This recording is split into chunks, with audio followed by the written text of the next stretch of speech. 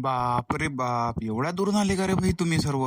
जय गजानन माऊली सर्वांना. तुम्हाला माहिती आहे आपला 30 ब्लॉक चॅलेंज चालू आहे. तर आपण सगळ्यात पहिले उठून निघालो ना भाई वावरात. पप्पांमधलं वावरात जावं लागते. त्यानंतर आलो, तयारी वगैरे केली आणि सरळ निघालो भाऊ मंदिरात, कारण मात्र दर्शन घेणं व्हेरी इम्पॉर्टंट. मग निघालो. पण तुम्हाला विषय प्रश्न पडला जसं की भाऊ हा रोज रनिंगला जाते पण आज कोण निघाला भाऊ? आज आपल्याला जायचं होतं भाऊ पैदल वारी शेगाव.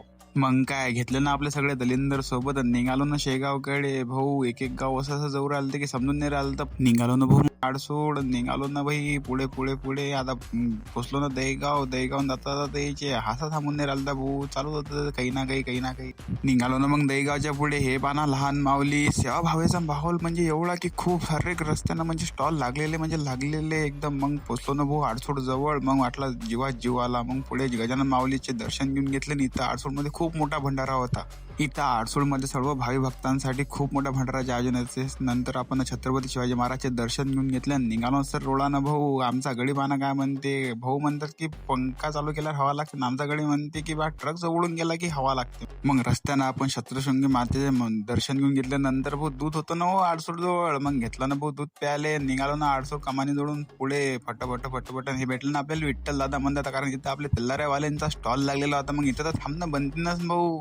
इथं थोडंसं थांबल्यानंतर पुढे गेलो आपण आणि पुढे होतं बजरंगबली महाराजचं दर्शन. तर बजरंगबली महाराजचं दर्शन घेऊन घेतलं आणि पुढे दिसलं ना आपले तेल्लाऱ्याला पोट्टे घेऊन घेतलं ना ब्लॉग मध्ये. हा गडी काय म्हणते आलाच नव भाऊ शेगाव. अरे शेगाव आला नाही म्हटलं भाऊ, अजून दिल्लीची किल्ले दूर आहे भाऊ. पाय हे बसले होते इरली होते यांची. पण म्हटलं नाही जा लागते म्हणजे जाच लागते. निघाले भाऊ पोट्टे रस्त्यानं. इथं पण डीजे बीजे लागलेला होता. हे आपले एकता मंडळवाले तेल्लाऱ्यावाले.